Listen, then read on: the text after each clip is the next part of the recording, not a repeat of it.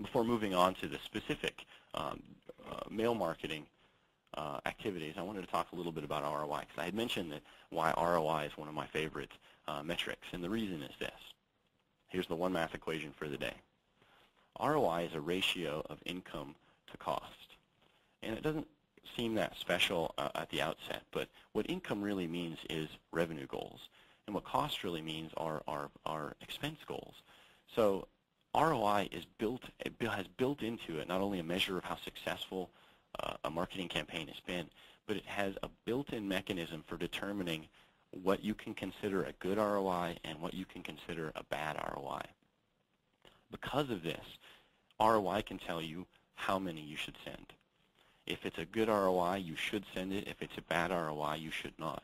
If it's probabilistically a good ROI, go ahead and send it, but it better be a pretty good one. And that's how we're going to use, that's how we're going to be able to tell you how many you should send, is based on this really simple, elegant number, this elegant metric that can tell you a lot more than I think most people have ever realized. And it's all built right in there. So ROI is going to drive everything, as I mentioned. It's an incredibly powerful metric for making good decisions in marketing. Now we'll move on. We're going to talk a little bit about a couple of different marketing efforts. We're going to talk about email marketing first, and then we'll move on to some direct mail. We're going to get into kind of some nitty-gritty here, but nothing too complicated. I think all of you guys have a handle on this, so let's consider this a quick overview. Email marketing is today a very common and typical thing for people to receive. We're used to it, to every morning waking up and looking at emails in our inbox and reading it, figuring out if we know who it's from or not, et cetera. It's a really common thing, and it's a common way to communicate with people.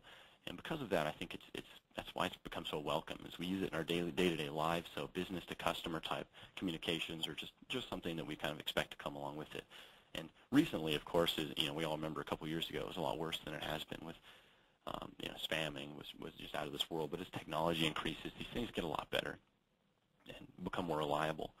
And then built in with email marketing and the systems that you use to send out marketing comes some advanced tracking. That just about any email marketing system you send out is tracking important metrics for you. And I'm sure most of us know this, and we'll go over some of them here in a second. But that's a real perk to emails, is that email is already telling you how well it's doing, which is something that I don't think a lot of us have done for brochures or catalogs, and is a lot more challenging to do for direct mail.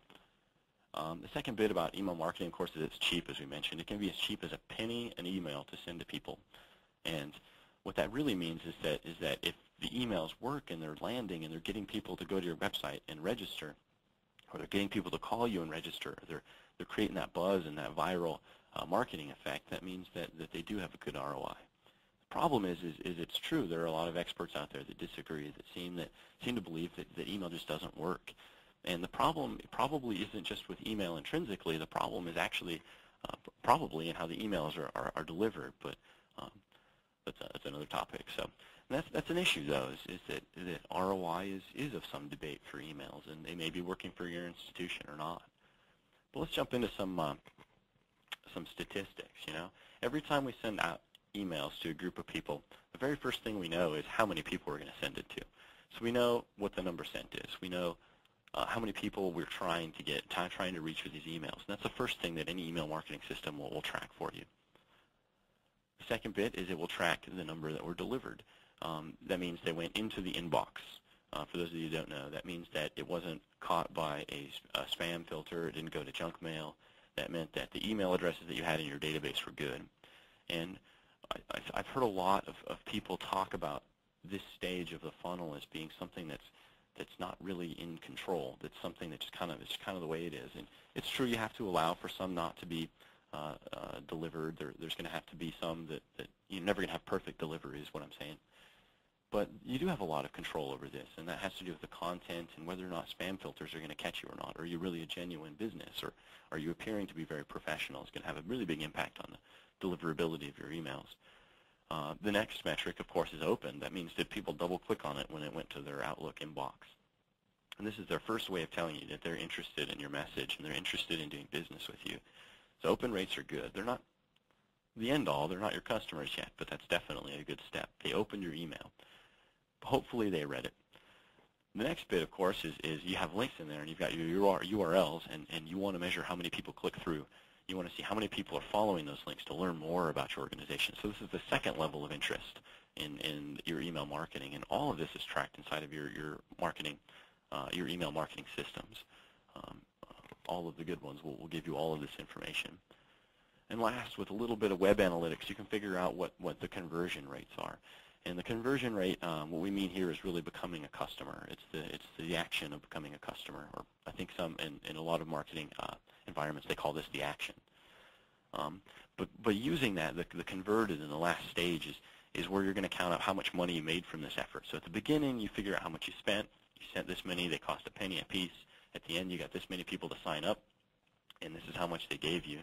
And here's some example metrics just to go along with each of those. And this is kind of a typical funnel, I believe. Of course, you send a certain number, 36,000, for example. About 80% is pretty common to have those delivered. Some people just have everything marked as spam, so you're never going to ever send them emails unless you get them to add them to a safe list, add you to a safe list. 22% open rate's pretty common, and that's pretty good. It seems low, but when you look at about 8,000 people reading your email, that's pretty good. You get about 3,600 that actually go to your website. These are people who may or may not have been there before, but they're spending time there, and they're getting more familiar with you, and that's good. That's really good stuff. And finally, a really small percentage have converted, but out of all those emails that you sent, if you get 0.5% conversion out of this kind of blast, this could be pretty good, depending on the blast, of course, depending on what you're marketing. But you can multiply that 180 by whatever the average cost of one of your classes is, and get a sense of whether this is good for your organization or not. And that's why these metrics can be misleading, right? If this were a certificate program and each of those worth $6,000, this is a no-brainer. We should be doing this more often. But if you're only making $75 on some personal enrichment classes, it may not have been worth all the effort. Here's another view of basically all those same metrics. This is inside of an email marketing system. Here we have a list of some emails that were sent out on behalf of Emory. And interestingly, there's numbered 1 through 3, 3 different emails.